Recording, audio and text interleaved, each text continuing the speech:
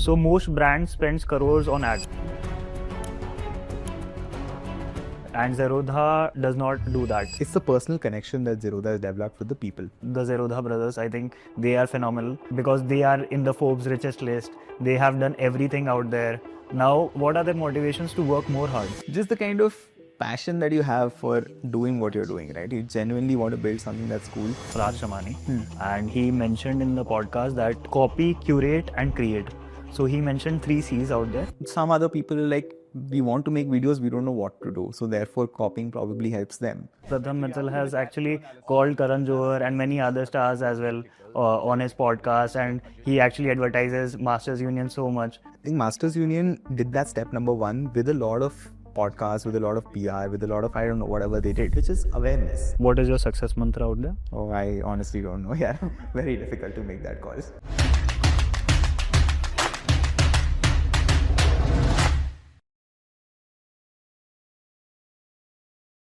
Hi guys, this is Shreyansh Goyal. Welcome to my YouTube channel. So today we have a very special guest with us who is none other than Anurag Bansal. So he's a content media strategist at Zerodha and a content creator. So hi Anurag, how are you? Hey Shreyansh, all good. Nice to be here. Okay. So can you tell me about yourself, how you started your journey, your early days? I mean, I'm not old enough to talk about my early days. What made you curious when you were a kid? Yeah, I mean, I think as a kid, I used to be one of those kids who used to watch Discovery, Backyard Science and all those kind of things on TV. So I was very curious about these scientific kind of stuff. And so as a kid, I was always the guy who would not play with a toy car, for example. I'd probably stand on like a chair or a dining table or something and first thing break that car, open it up and then see what's inside it. So my kind of playing with toys was that. So I was usually a tinkerer of sorts. Growing up as a kid, and which is why eventually I picked up engineering, thinking that will be my calling. I was one of the rare Indian cases who actually picked up engineering when my parents were suggesting me not to do it. So it's usually the opposite for most people. So I picked up engineering eventually. 1 year down the line, realized I'm not meant for engineering. That's not something that I get interested in. I, by the way, did computer science engineering from RV College of Engineering, Bangalore. Which year was that? I graduated in 2020. Okay. Right when COVID hit. So okay. Got lucky with that. I also graduated in 2020. I graduated from SRM. I think I came for RV College. I did not get computer science there. I was getting IT, but I did not want IT there. Got it. No, that makes sense, yeah. So I think, anyway, continuing on my journey, a year or two later into my engineering, I realized that's probably not my calling. I don't really enjoy it per se. Mm-hmm. Business and things around that is always what caught my fancy, caught my interest. So around my college days itself, I started doing a bunch of things. So I tried my hand at starting a couple of these, I wouldn't call it startups, but a few projects here and there, which I used to at that point in time call startups. So I did that, pitched my, ideas in a couple of places here and there, did a few competitions. So I think college-wise, I think that was good exposure to have. Little beyond what my peers were doing, because most of my peers were corely into technology, especially considering I was doing computer science. I'm kind of happy now that AI is, taking over code to a great degree. I think I'm happy I took the other path and sort of decided to be more of a thinker and more of a, I was preparing myself to become a leader of sorts, a manager or whatever you call it. So I'm kind of happy in hindsight that I took that path. And COVID hit. I was working as a product manager, which is at the intersection of technology and business to some degree, because that was my best move away from technology. I knew after doing computer science, no one would give me a core business or a core marketing or whichever way, right? I wouldn't get there. So I decided to get into product management. I was working with a B2B firm. Did that for a couple of years, moved on and did my MBA to get a little more stronger in the Which year was that? MBA was in 2022. Okay. So right after COVID started subsiding is when I went for my MBA. I did not want to do an online course because I don't think that really hits it, right? Because if you anyway had to watch a video, you might as well watch it on YouTube for free. Right. Why do an MBA per se, right? So I think MBA is all about the entire community that you build, the entire the entire area that you are in, the people you surround yourself with, etc. So that's what I did. I went to Masters Union. Okay. Before that, so like you worked for 2 years. Yes. So how was your work experience and what did you learn from there? Yeah, I think, see, work experience was good. I think I personally enjoyed it quite a bit because it was a younger startup that was also finding its way in the market. Interestingly, it was B2B, right? So it was not really catering to the regular people like you and me. It was so just to give you some context, it's a company called Kuliza. They're into B2B lending technologies, which means if you today want to go and take a loan, the entire process or systems that you're going to interact with, right from applying for the loan or rather finding out what loan it is, etc., to applying for the loan, eventually repaying your loan, and if you do not repay, someone's going to run behind you. That entire workflow is designed and maintained by that particular company. So that's the simplistic explanation of it. Now, my job in that company was to keep myself aware with whatever is happening in the entire lending, banking ecosystem, etc., find ways that I can disrupt the ecosystem of sorts and use the product that Kuliza has, which was a no-code tool, and build demonstrations that we can eventually showcase to potential clients. Once we showcase that to potential clients, it is again my job to go and sit around with the product team, the tech team, etc., and have that integrated onto the real systems, the production ready systems. So pitched to a bunch of good companies like Standard Chartered, etc., Cholamandalam Finance Bank. So I had a chance to work with a bunch of these high stakes people because, of course, if you're integrating an entire lending system into their suite, you can't have junior folks who are taking the decisions. Right. So at that point in time, I had the chance to sort of interact with good quality folks in those companies. And I think that was the most enriching part of my experience, to answer your question. And you always wanted to do an MBA? I did because like I told you, first, second year-ish is when I realized tech or computer science is not meant for me per se in the academic sense. So I'm like, okay, my only formal escape from this is an MBA or a related degree. Okay. And that's why I took the MBA route. Okay. And why Masters Union? Because I think the Masters Union was starting their first batch in 2020. I was the third batch. Third batch. So they only had 2 batches. Out of which the second was still in their college days. So I just had the first batch to look at. I took a plunge on it because one, I found the concept very interesting. Back during college days, etc. Also, I used to really look forward to these kind of events. Like I told you, I used to go around pitching my ideas. I used to go around to events, to all of these socializing activities, etc. So I was not the hackathon person per se. I was more on the socializing side. I was more on the pitching side of things. So I think I found that as a college in Masters Union. I'm like, okay, why not? I think that's a bet worth taking. The founder was good. The entire backing was good of the college. I quickly figured that it's not a scam or whichever way. I thought it's sort of a no-brainer for me to make it there. Okay. How was your experience there? Personally, had a phenomenal time. A lot of people in fact ask me, and there's a lot of talk about Masters Union on the internet as well. Right. And I'm not unnecessarily advocating for it, but my thesis, and this is something I tell everybody that asks me this question, is that it's a very personality driven choice. If you are somebody who thrives on getting an opportunity in an ecosystem and then using your own hard work and intelligence and whichever way to make your way up there, I think Masters Union is a great platform. But if you're somebody who thinks that, okay, now I've gotten into a college or I've gotten into an ecosystem and I will grow automatically, everything's on my plate now, probably it's the worst place for you to be in. Okay. I think for the second category that I just mentioned, those people end up having a worse experience as compared to the first category. But I think everybody who I have known, and I've obviously known a lot of people from Masters Union, everybody who's fallen into the first category has, one, been happy, and 2, are doing well in life now. Okay. Have you also interacted with Pratham? I have. I know Pratham pretty well. Okay. Yeah, great guy. I think very motivating in one way and very enthusiastic about whatever he's doing. So he's not one of those people who's like, okay, sitting in a corner, just ordering everyone around from his room. He's always out there. So I think that's something I really admire about him. And he's always out there on the ground, trying to do things, trying to motivate people to do things around, and he knows how to get things done. I think that's something I have really looked up to him for and worked with him on a bunch of ideas. I bounced off things with him. He gave me a couple of suggestions, which I think have really shaped how I think about life. One of it is something that he calls return on headache. I think something he said. He's like, okay, see, dude, if you're building a company, you are anyway going to put 13, 14, 15 hours a day. That's your headache. Right. Now, if you can make a 100 crore rupee company, you can make a 10 crore rupee company, and you can make a 10,000 crore rupee company also. Right.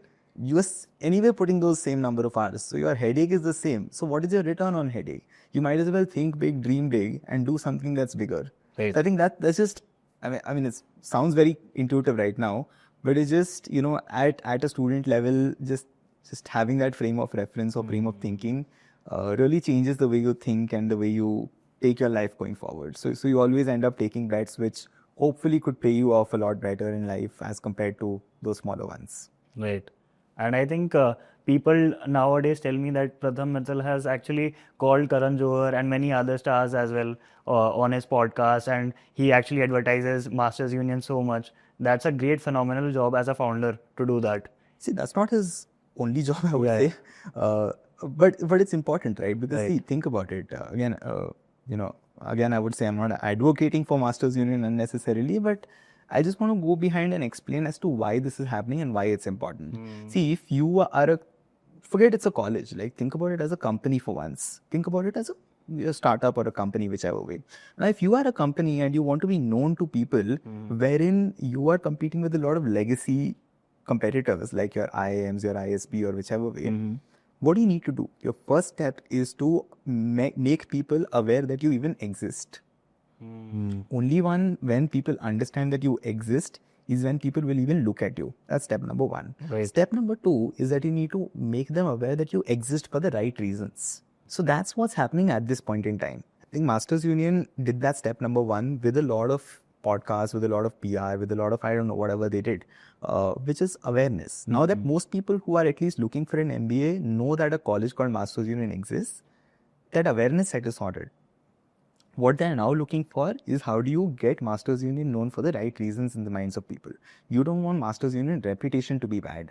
And see, the thing is, being an insider or being someone who's experienced the program, I think it's a phenomenal program. If you're willing to put in the hard work, or if you're willing to put in the kind of effort or whichever way it demands, I'm fairly sure you will get a great output, because the thing is, it's a well-connected college in the context of there are good people who visit the college, there are good people who teach at the college, the founders are well connected, the faculty are well connected, etc. So if you are doing your bit, right, putting in a small word is not a big deal. Okay. The only difference is, are you putting your bit and are you making it worth the founder to be able to put their reputation on the line and say, okay, please hire Anurag. Actually, post MBA, what did you do? So post MBA, I joined Zerodha. Okay. Got lucky enough that I got connected with the team at Zerodha. They, It was a campus placement? To some extent, yes. Not in the traditional movie format wherein 4 or 5 people come in, take your interview in the campus, like kitna salary loge. It's not that sort of a thing. But I just got connected to them via Masters Union itself. So in that sense, it was a campus placement, but not in the Bollywood scenario. Okay. Yeah. And how has Zerodha been to you? I think phenomenal. To be very honest, my life's sort of taken a complete U-turn of sorts ever since I joined Zerodha in terms of everything, in terms of my thought process, in terms of my access to information, people, in general, everything else. My content sort of taken good shape after joining Zerodha. Bunch of things have happened, I think. So yeah, it's overall been a phenomenal journey. Okay. And talking about storytelling, what was your first brush with storytelling or marketing? My first brush with storytelling or marketing, I think I've always... See, the thing is, right, I told you in college days, I used to toy around with a lot of projects and ideas and here and there. What I realized later, without realizing it at that point in time, is that most of my ideas are actually marketing related. Okay. And this is not something I realized. This is something my dad told me. Okay. He told me that, dude, listen, whatever random projects or ideas that you pick up here and there, do you realize all of them are marketing? Like literally all of them, like 10 of them, but all of them are marketing. I'm like, shit, yeah, that makes sense. So just to also give you some context, beyond all the projects, etc., I've also been a writer. I've written for this company called Topper.com. So for all these JE, etc., aspirants, they know Topper.com. I've been a sports journalist for Sportskeeda. I've written about 300 odd articles for them. So I've been a cricket journalist as well. I've done cartoon designing for a bunch of, I had my own page where I did cricket cartoons. So I did cartoon stories and everything else around that. And I worked with a bunch of brands, including Sportskeeda once again. Okay. And I did cartoon stories for them. It was called, this page called Cricketoon. I'll send it to you. So I did a bunch of these things apart from the other startup projects, etc. So I think what I realized is all this was sort of in some shape or form storytelling, marketing, branding, or whichever way you could call it, right? I was doing it for myself, I was doing it for the others, etc. I think that was my first mini taste of marketing, etc. After which I realized I do have a knack for it naturally, but I don't have enough knowledge or enough substance in me to be able to meaningfully do something over here, which is where I started my short videos. Okay. That's how I started. In fact, it didn't even start as a marketing channel. It started as a business channel. Which year did you start? I started in 2022. Okay. September 2022 is when I started. The idea was just to get myself to read a lot more. Because see, I knew I wanted to read more. All of us know reading is beneficial, reading is important, etc. But the thing is, how do you get yourself to read? And how do you get yourself to maintain that reading habit? I think that was my biggest challenge. There would be bursts of situations where I'd be like, okay, aaj padhai karna hai. So I'd be like, okay, this week I'll make my timetable, this, that, I'll take off everything. And then the next week I'm back to square one. I'm like, okay, how can I put myself in a very public situation where I need to continue doing this? So I did something. That is, one, I built my channel. I started my channel. I'm like, okay, I do not care whatever views it gets. I do not care what happens with it. What I care about is, am I doing my bit? So that's how it started. Now, what happened because of that is, and by the way, one more thing here is, in order to maintain my consistency, because of course you can stop posting on your channel also, right? So that's easy. That's easier than stopping to read rather. Right. So what I did is I got this freelance editor at that point in time, and this is my second video. My only video that I've edited on my channel is my first ever video that I put out. Okay. I have never edited a single video of mine. Okay. And the reason for that is, now the moment I got this freelancer who is now helping me edit my videos, I am now concerned about how much money I'm paying that freelancer. Now I have a deal with this freelancer saying, bro, I will give you 5 videos in a week. And if I give you 5 videos, you give it to me at the cheaper cost. Yeah. Let's assume 500 rupees. Right. Okay. If I do not give you 5 videos in that week, you charge me 700 rupees or 600 rupees per video. Right. Now my motivation is suddenly money. And as a student, you want to also optimize for your pocket money or whichever way, right? So that's what's happening now. So that's what I got myself into. So I did like 100 odd videos with that freelancer. And together we started doing a bunch of these things wherein the channel sort of grew from 0 to 5,000-6,000-ish, which is also, I think, when we first got connected. Right. So that's the journey I was taking at that point in time. That happened, right? Then slowly I'd put in so much effort and time and everything else that I'd now read a bunch of things. That's number one. My quality of content, I'm assuming and hoping and basis of whatever people had told me at that time, had gone up as well. Now I'm like, dude, if I'm putting in so much effort, why am I not growing? I'm like, okay. I was at like 7,000-ish when I took this plunge. I'd already shifted to Bangalore, by the way. I was already with Zerodha. January of 2024 is when I decided to start this series on 100 days of crazy advertisements. Okay. Now that is when I realized that, okay, business, etc. is great. I do read about business, but fundamentally I'll always end up tying it down to marketing. So like, why not just go ad first? Because I love watching ads. I'm one of those people who actually gets up in the main content and comes back during ads. So I actually like watching ads. I'm the opposite of most people. So I for the longest time I didn't have YouTube Premium because I enjoyed watching ads. Right. Kya chal raha hai duniya mein? I need to know who's advertising, how are they advertising, what are they doing, blah blah blah. In fact, I used to watch YouTube on incognito a lot of times because otherwise the ads will be very tailored to you. So I'm like, how do I ensure that I'm seeing things which are maybe not tailored to me, because I need to understand a worldview of what's happening elsewhere. So I used to watch YouTube on incognito for that matter, because they can't, at least at that point in time, they couldn't track your account profile or whatever it is, right? So that's the thesis of why I started this. I eventually started this 100 days of ad series, and account took off from there, and that's how I also became a creator of sorts. So you started your career in product, right? And then you transitioned to like media as well. So like, how was your transitioning period like? Because you were not aware about a lot of things about media. So being a strategy media partner at Zerodha, like what were your feelings and how did you learn so much doing that? I think most of my learnings happened through my own channel itself, because I did it, failed at it, tried again, failed at it again, did that 100 times. Eventually, one thing worked out, tried it again, confirmed it that, okay, this is something that was not fluke and it actually works. Was it a slow drift? It was. It took me a good, 2 years or so to even understand what's happening around me. Because, see, I was, like I told you, I was fairly regular with my content. I used to keep posting every day. So my feedback loop, that's the nature of content, right? The feedback loop was very quick. So what was your first day like at Zerodha? Jobless. I had no idea what to do because I got hired not for a specific job purpose. That's how Zerodha generally hires. I was like, I mean, the folks at Zerodha were like, "Okay, you're a guy we like. Come, we'll figure what you can do." I was also like, "Okay, this is the company I like. I'll figure what I do." That's how I landed up in Zerodha. And my first day was essentially just looking at everyone like, "What do I do here?" Okay. And did you feel like you were stepping into something big? I was. I'm sure. I mean, I didn't even feel, but I knew that for a fact because I was interviewed by Nithin Kamath. I definitely knew there was something happening over there. Yeah, I was very hopeful that something good would happen out of it. And yeah, things have been great so far. Okay. What was the interview like? I would like to know more about the interview. I was very scared, by the way. I was wearing formals, etc., etc. I was sweating, tensed, etc. Obviously, right, you're meeting Nithin Kamath for the first time. Like, acha. Actually, I'll tell you this interesting story that happened. So the office is structured in a way that there are two sides, right? One side is where the business team sits. There's a meeting room in the middle, and the other side of the floor is where the tech folks sit. Nitin's room is somewhere in the corner of the tech side area. I was sitting with a bunch of other folks. Nithin was in a different meeting. I was sitting with a bunch of other team members at Zerodha in the middle room, just chatting with them here and there. I'm like, Nithin will come. Some person will come. You're like, oh, Nithin sir, aapse milna chahte hain. Something on those lines will happen. And like, theek hai, they'll invite me, then I'll come. All those things will happen. 10-15 minutes into the conversation, someone taps me on my shoulder. I turn behind. I'm like, shit.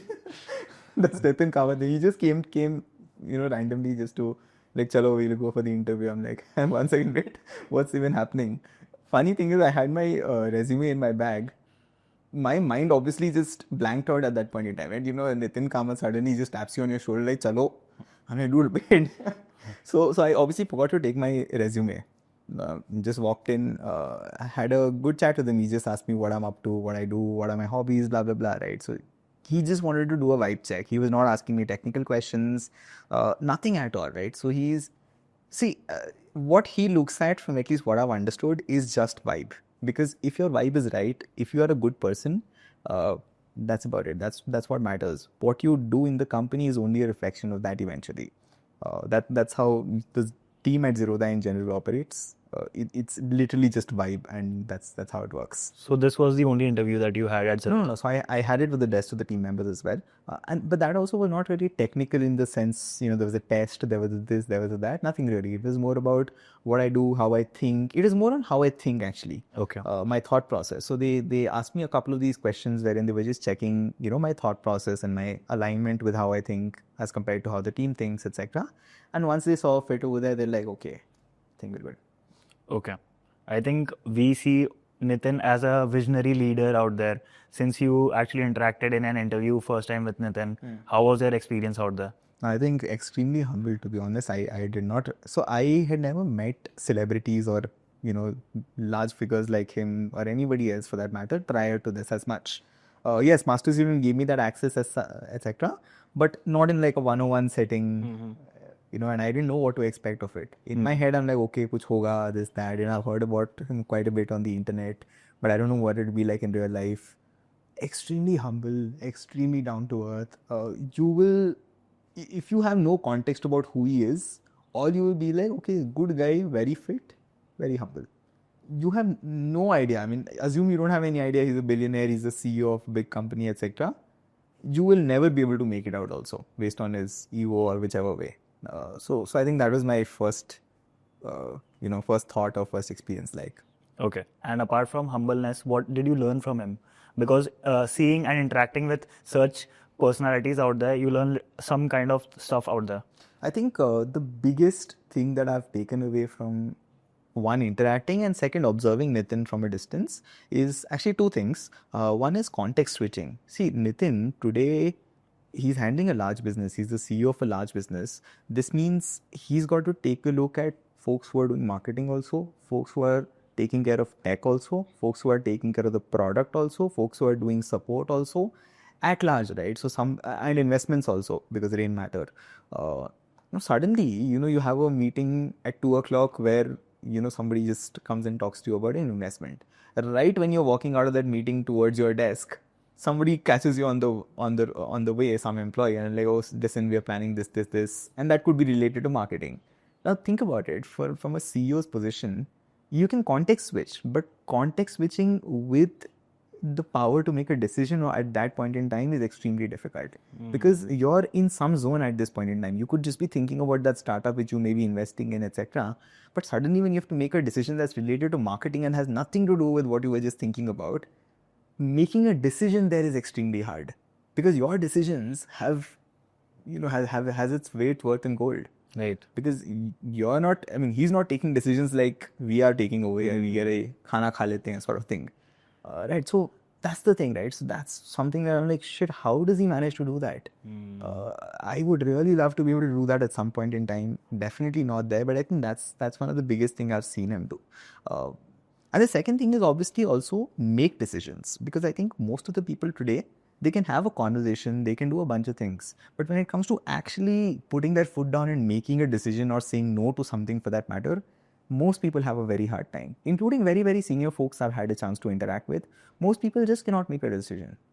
And eventually what happens is, in the process of making that decision, right, they sound fickle-minded of sorts, because they're like, abhi kar lete hain, 10 minutes later they're like, nahi, rehne do, this, that. So actually making a decision and sticking to that decision is what, in my opinion, differentiates, a normal leader from a great leader. Are you also indecisive? To a great degree, yes. I think all of us are to some degree. It's just that how much of it can we suppress and how much of it can we be confident. I think it comes from less confidence, right? Because if you're not confident about what you're going to be doing, then you are sort of indecisive. Or maybe if you are a giver person, then also you are indecisive. Not really. If you're a giver person, you just decide to give, right?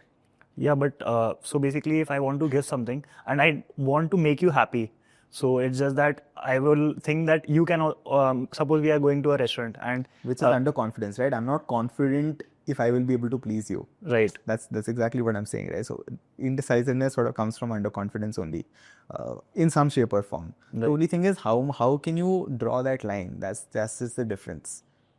So I don't know where I am at, to be honest. I am obviously indecisive in a lot of places. But hopefully it'll get better over time. Okay. And just consciously working towards it. And I think I have seen one of your photo with Nikhil Kamath as well. You posted that I actually wanted to meet him from a very long time when I joined Zerodha, and this is the time then we are meeting and we are talking. So it was a great opportunity. So like, how was the experience out there? Yeah, I think both the brothers are phenomenal. Right? Nikhil's more public as a figure because of his podcast and everything else that he does. But I think both the brothers are equally phenomenal. I would say both of them are extremely visionary, right? They think very differently as compared to how we would think. I think one thing that I've learned about while being at Zerodha is just thinking very differently. Today, can you take bets on something that nobody is even thinking of taking bets on? Like, forget taking bets on something else, but nobody even thinking in that direction. Can you be a visionary to that extent? That is the idea, right? Because see, think about it practically, right? For a billionaire or for a person who's seen a lot of money or who lives with a lot of money, their motivation to wake up every day and come to work is not keep salary aayega mere ko. That's the least of their concerns at this point in time. They can spend 1 crore a minute and still be rich enough, right? The thing is, what motivates them is far beyond that. So just getting into the nitty-gritties of those thought processes and understanding what's exactly happening over there and why are they thinking what they're thinking like, that is the most interesting part that I think I take away from interacting with both of the brothers in general. Okay. Since you mentioned about this point, I would like to ask you about it. Like, so basically about the brothers, the Zerodha brothers, I think they are phenomenal. So what is the motivation behind them? Like, because they are in the Forbes richest list, they have done everything out there. Now, what are their motivations to work more hard? I honestly wouldn't know for sure, but from whatever I have also heard and seen and figured here and there, is just the kind of passion that you have for doing what you're doing, right? You genuinely want to build something that's cool. And also aspiration has no bounds, right? Today, you could be a Mukesh Ambani, but then you're looking at Elon Musk. You could be an Elon Musk, but you're looking at somebody else. Similarly, you could be a smaller, a college kid, and you could just be looking at your immediate senior. So it's just number one, aspiration knows no bounds. That's number one. And second is, of course, the genuine passion for what you're building and why you're building it, most importantly. Okay, we're building it with so much philosophy, with so much thought process, with so much love, etc. So we might as well protect it and live with it. So that's pretty much how it is. And talking about meetings, like there are strategic meetings out there. So basically, both are also there in the meetings, right? And what are their views when it comes to taking a call out there? Not necessary, actually. So Nikhil is not involved in the day-to-day operations of Zerodha as such. He runs his own other companies, a bunch of other companies. Nithin is the one who's the CEO of the company at this point. Nikhil, by the way, takes care of all the investment side of Zerodha. Okay. Not the private investments, but more on the public investments. Okay. So whatever profits Zerodha earns, a part of it is what Nikhil looks at investing elsewhere and growing that pool, etc. So Nikhil does that. Nithin is the one who runs the day-to-day operations of Zerodha in terms of, being a people's person, taking, overseeing everything in terms of whether everything's running smoothly, people are happy, blah, blah, blah. So they're not really in a conflict situation wherein they're sitting in the same room and competing on a decision that either of them could make. They've sort of segregated that very well. And I think that's what keeps the company going also, I think. So what is your role as a media strategist? So what are the things that you do? First of all, by the way, it's not like an official designation, media strategist, etc. Zerodha mein designations are not really, it's like, theek hai, kuch hai to likh do, just for something. So yeah, but I largely take care of things around media and, all the strategies that we deploy around it. We're doing a bunch of things at Zerodha. One is around, of course, building our own IPs in the context of content on social media. Okay. Which is through bunch of channels, which Zero1, there's Varsity, there is the main Zerodha channel, bunch of other things here and there, right? Varsity is not something I look at. Varsity has a dedicated team. But apart from that, I'm largely involved in most of the things. Apart from that, we're also starting this network called Zero1 Network, which I'm sure you know about. So that's basically to support other creators who are making good quality content in spaces where Zerodha cannot sit and make that content, or they already have a distribution or trust, etc. That we can just help them do better. The idea here is not really a brand collab, but it's not like the traditional brand collab that you look at, but it's more like a network where we're just supporting the right folks who are doing a good job, and it's just endorsed by Zerodha in some sense कि यार अगर आपको इस चीज़ के बारे में सीखना है तो we have like a bunch of channels that you may want to look at, the like stamped by Zerodha. Like, ठीक है, Right. Good folks. What's your creative decision framework? I don't have a framework, and I think that's the beauty of it when it comes to creativity, in my opinion. Whatever your gut says is what I feel works out in a lot of cases, and that's what differentiates you from, let's say, your team or whichever way, right? Because if you have developed a certain taste over time, or you've developed certain experiences in your head which are not able to really articulate formally in some sense, but you have it somewhere in the corner and you have that taste of saying yes or no to the right things with some vision in mind, with some thought process in mind. Sometimes you may be able to articulate it, but the other person will not really be able to understand without giving them a 1-hour lecture about why you think that way. So I think it's always good to listen to what your gut is saying in some sense. To be honest, that's pretty much what my framework is. In fact, whatever, whether it's to do with which videos I'm making or which when I'm going to do it, what I'm going to do, etc. It's to be very honest, I don't look at too much of data. I don't look at too much of anything else. I'm like, am I enjoying it? Number one. And second, does it make sense to my head? Like, am I happy doing it in some sense? And am I satisfied doing it? Does it make sense to me overall?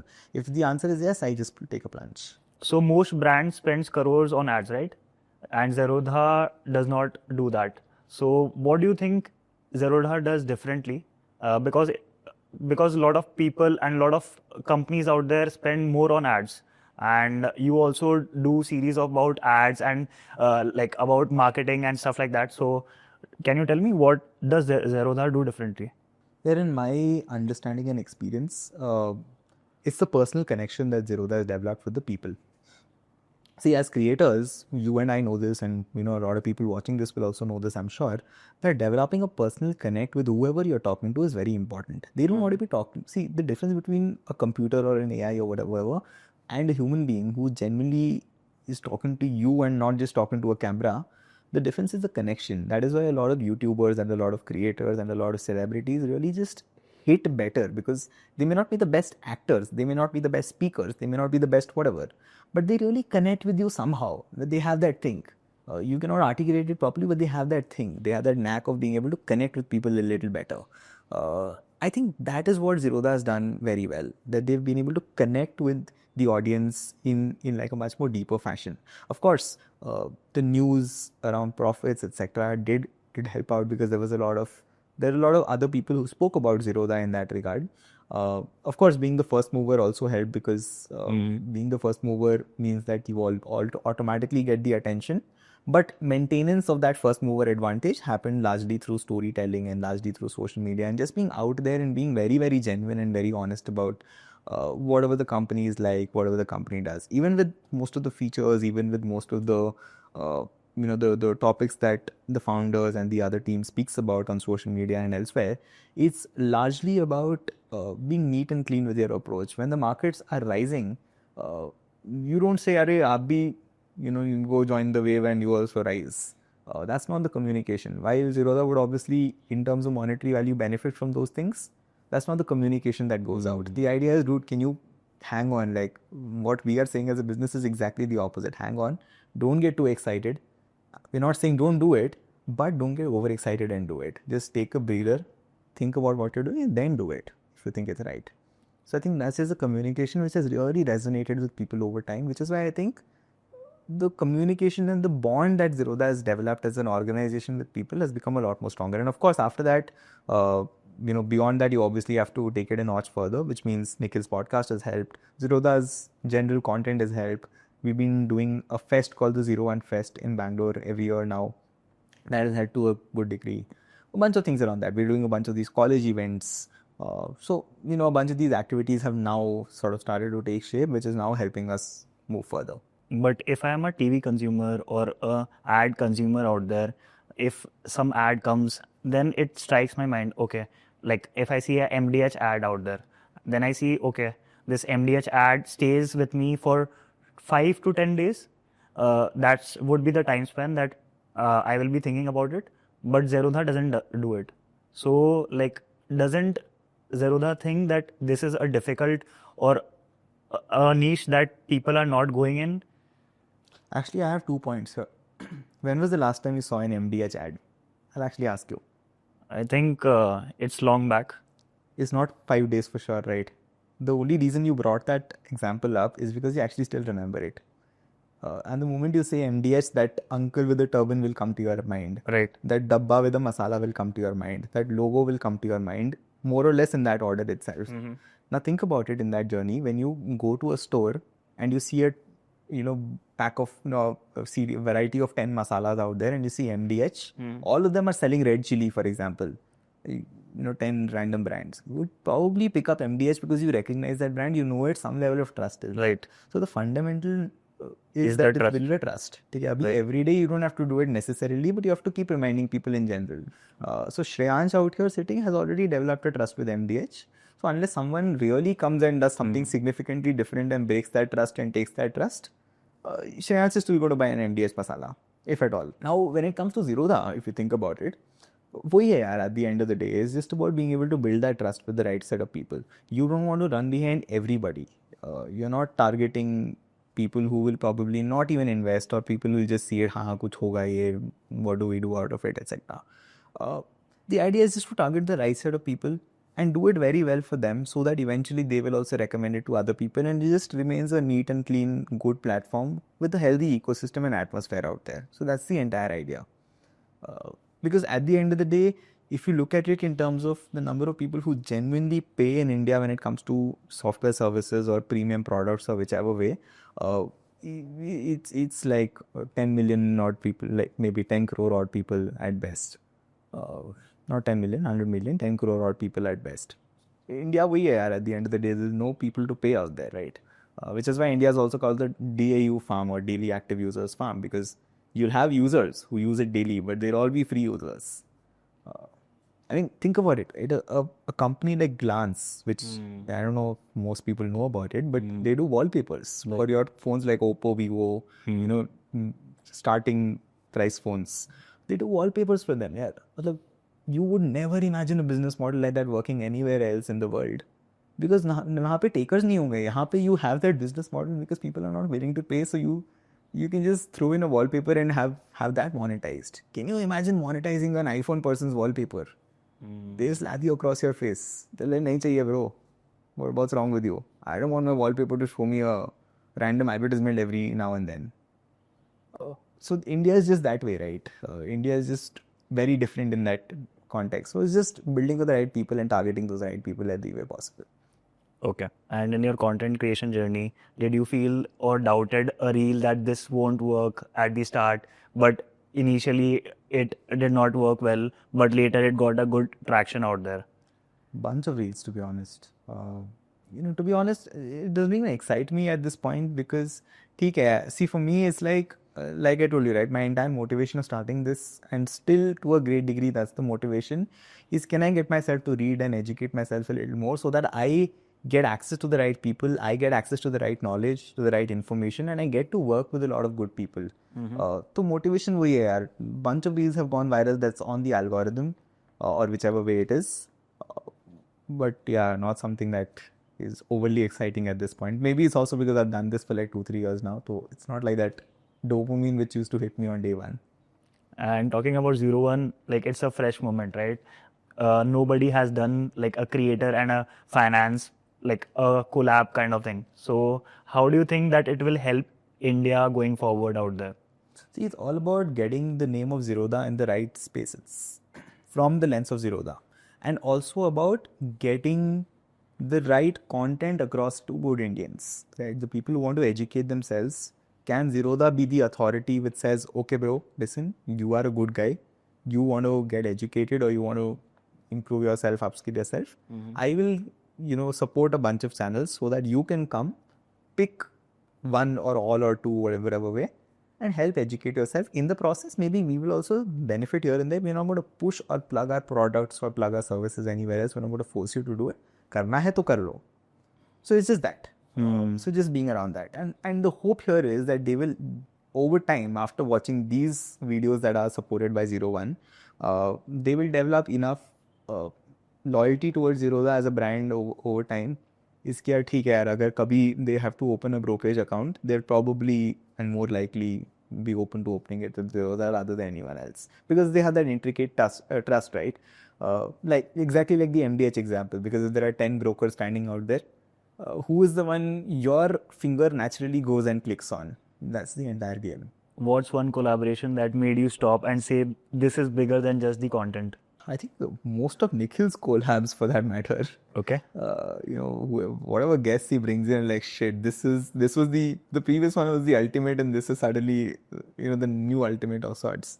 So I think most of the guests Nikhil brings on his podcast are like the ultimate collabs you can imagine happening. Okay. So that's. I mean, Nikhil's not a creator per se, but still. So you also be there with Nikhil out there? No. So Nikhil's got a separate team that takes care of all of that. Here, that's like WTF Studios is what takes care. So basically, do you also get tired of the content game? Because I think a lot of creators out there get tired in their initial days. They think that they are posting for a long bit and then their content is not going till that reach, or they are not getting that reach. So they stop doing the content thing. So do you also thought that in your initial days? How do you take that? Initially, I did at some point in time, which is around the time right before I started my 100 Days of Crazy ad series. But largely no, because my motivations intrinsically were very different, which is just to get myself to read more, etc., etc. So I was never really bogged down by views, apart from this one moment when I did sort of put up a story, etc. Also at that point in time, a lot of my early followers would actually remember, because a lot of them texted me, no, please do not stop making whatever you're doing. And that was very reassuring also. But either way, I think that was the only time when I got tired per se. When I'm like, dude, wait, why am I even doing it? So much time, so much resources, etc. But after that, number one, it's also paid off well. So I've, gotten good traction, gotten to connect with good people, gotten to reach a good set of people. That's number one. And second, I genuinely enjoy doing it, because see, talking about ads and marketing specifically is not something that till the longest time we used to do at Zerodha. So my work was very different from my personal life. Now also, it's just the learnings I'm applying somewhere here and there at Zerodha, but we're still not doing ads or marketing in the traditional sense, right? So that's just a way for me now. It's become a way for me to educate myself in places where my job is not educating me. So can I just educate myself in many ways? That's how I look at it, and that's why I enjoy it, and I don't really get tired of it.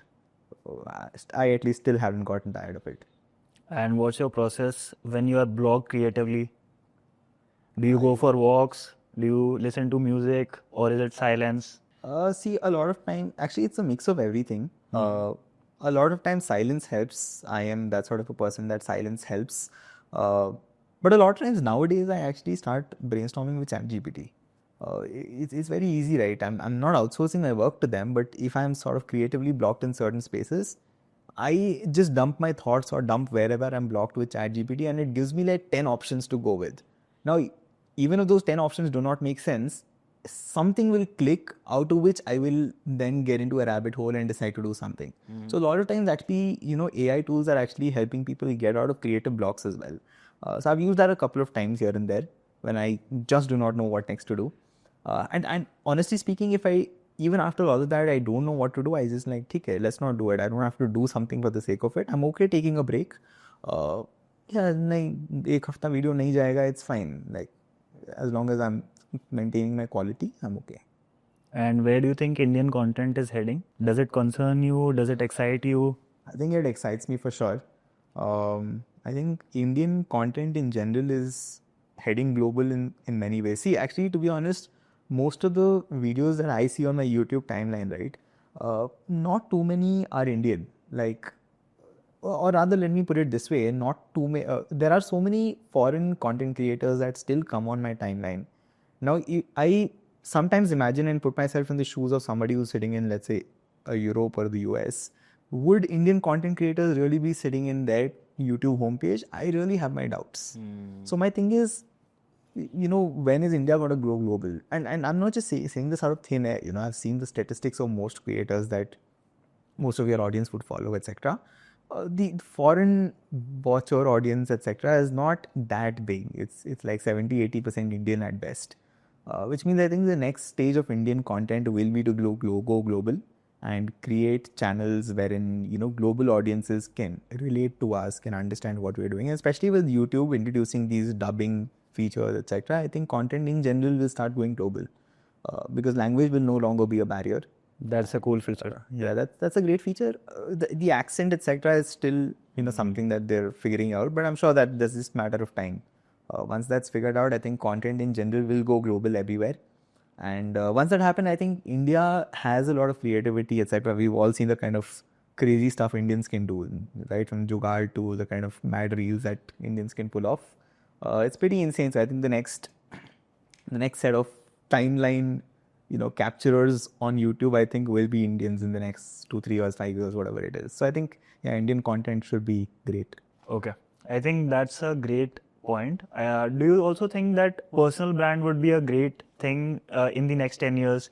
Because I think Nikhil also wanted to have a personal brand. He started his own YouTube channel. Most of the founders on Shark Tank also have a brand of their own. So like everybody wants their personal brand. So how do you think that this will evolve in next 10 years?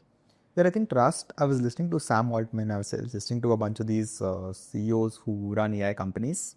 One commonality that most of them talk about is trust. Taste and trust. These are the two things, right? Taste is a separate topic, so I'm not getting to that right now. But when it comes to trust, see, the thing is, with so much AI coming into the picture, with so much, with people just being bombarded with content and information everywhere, trust will become very important. more so, right? For example, I'll give you an example. When the internet became more mainstream and social media came into the picture, that became a go-to news source for a lot of people. A lot of people started consuming news through reels or through carousel posts or through Instagram or in shorts or whichever way, right? So that was the social media area of it. That is when suddenly you were like, okay, news is coming to me, but can it come from the right people? Which is where influencers sort of came into the picture to some degree, right? So informational influencers. Right. Similarly, and before that, you only had traditional media or some really big figures in terms of politicians or CEOs or whichever way. You didn't have influencers in the traditional sense. Now with AI coming into the picture, that the amount of information we are all exposed to will sort of multiply by I don't know how much, which means the trust will become even more important because there's just so much out there, and it'll all sound very convincing because it's articulated so nicely in like good language, good formatting, good everything else, that it'll just sound very real to you and it's logically right, etc., but it just won't make sense. Right. Which means the trust naturally has to become a lot more important. And that is where, I don't know how the next set of influencers would look like, but I think which is why personal brand is very important, right? And branding is something that's just been an age-old concept, right? You can think about it from any age in time. Branding actually, by the way, I don't know how many of the viewers also know, but branding literally meant branding in the sense stamping a cow or an animal with your tag so that people could identify this is your cow or this is your animal.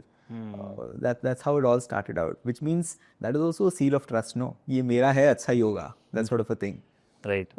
So I think that fundamental age-old concept will still remain, and I think personal brand will only become a lot more important. Okay. Yeah, with so much information out there, people will just be like, "Kisko trust करना है? I have no idea. I'll just go back and stick to my original source." Got it. I was also watching a podcast of Raj Shamani, and he mentioned in the podcast that like copy, curate, and create. So he mentioned 3 C's out there. So basically, he gave 60% to copy, 30% to curate, and 10% to create. If you're a new influencer, and if you're an old influencer, then this ratio turns around. Like that would be 10%, 30%, and then 60%. So how do you feel about that? Yeah, I mean, I haven't given it a thought, to be honest. Yeah, seems about right, maybe, yeah. Okay. I think for new influencers, like copying is the great idea because it actually they actually know what content is actually going viral. So I think this actually helps them grow faster. Possibly, I mean, depends, right? I mean, some people just look at a white space and they genuinely have a know-how of the subject. It's just that they haven't decided to make videos on it. Some other people like, we want to make videos, we don't know what to do. So therefore, copying probably helps them. So it just depends on who you are. So how do you see the future of finance media with AI coming in? It's going to get hard, dude. I think, with all of these, I think SEBI and all the other market regulators, etc., are anyway tightening up regulations quite a bit. Social media has only led to so much of tightening of regulations. I cannot even imagine what AI is going to lead to because you have deep fakes coming in, you have shit ton of stuff that's coming in now in the future. So honestly, it's very, very hard for anybody, not just me, but I am guessing even Sam Altman would not know what's coming next. So yeah, it's like a complete black box at this time. But yeah, something's definitely going to blow us out of our minds. Okay. When people say Anurag Bansal a decade from now, what do you want to hear from them? I don't know. Maybe my hope is that they look at me as somebody who they've learned something from. Maybe my hope is I'll be able to communicate or teach them or do something with my work that really impacts people's lives in whichever shape or form. So yeah, that's my only hope, to be honest. And I don't know what I'll be doing. I don't know how content will shape up. I don't know whatever happens in life happens. But my only hope is if I can just help people out, make people aware about things which possibly I have had a chance to experience or I've had a chance to think about. If I can share it with people, that's pretty much what I'd like to do. And what's one thing that you're incredibly proud of? The fact that I do not think too much before taking plunges. I mean, I'm not saying big plunges, but smaller ones. I don't hesitate too much before experimenting. I don't hesitate too much before starting something interesting. To be honest, I was never a camera-friendly person per se. Nobody could imagine me doing whatever. Were you shy? took that. I was very shy, right? Very, very shy. I was never great at communicating. I'm still not great, but I'm definitely better than what I used to be. But I took the plunge, right? I had the confidence to be able to take the plunge from computer science engineering to something with business, went into product management, went to do an MBA, now doing things around marketing, creating content. It's just been like 4, 5 years, 6 years, whatever it is. But moved around so much, right? So all of that has just happened by taking bets and plunges. So I think that's something I'm proud about, that I do that. Pivoting is something that's very important as a skill, and I'm happy that I've been able to sort of do that a little bit here and there. Okay. And what is your success mantra out there? Nothing, again, if I can just impact people in the right way possible, I think I consider myself successful. Never give up attitude. Sort of, yeah. Okay. Talking about a message that you would like to give to tier 2 people out there who are sitting and watching and thinking that dreams are burning out there. So what is one advice that you would like to give them? Yeah, I think, I mean, I don't know if tier 2, tier 1, I don't know who's that person, but whichever way, I think people are people. But probably the only message is just keep trying here. I think sometimes most of the things will not work out. 99 out of 100 things will never work out. It's just that one thing that you require to work out, and then you just double down on that and keep going on it. The only way things work, and it's just not my experience, but the experience of a lot of people I've had the chance to interact with here and there, is just that the one thing that works for you, you need to double down on that, keep doing that, and when you get to a certain position, pause, reflect on where you've gotten, see where you can go and expand after that, which direction, go there, expand into that area, take a pause once again, think again, keep doing that. So eventually what you'll do is you'll build something that you never thought about building, but you eventually come to that position. I mean, I've seen so many entrepreneurs up close. I've seen so many friends who've done that with jobs. I've seen so many people who pivoted. I mean, I'm an engineer, you are an engineer. We've all probably got friends who've started out doing engineering, but are now doing anything but engineering, right? So it's just a great lesson from them, right? You keep giving it a try, and something or the other will definitely work out. It's just that, as long as you settle down, that's the problem. Settling down is a problem. Don't really settle down. Never settle. Never settle of sorts, but always keep your eyes and ears open. Never miss opportunities, and just be hopeful. And also be consistent. Be consistent. Be hopeful. Okay. I think it was great having you. Thank you for coming on my channel. Thank you. Likewise, great podcast, and all the best for whatever you're building. So guys, if you have watched the video till here, hit the like button and do subscribe my channel if you are new to this channel, and also hit the bell icon out there. Thank you guys.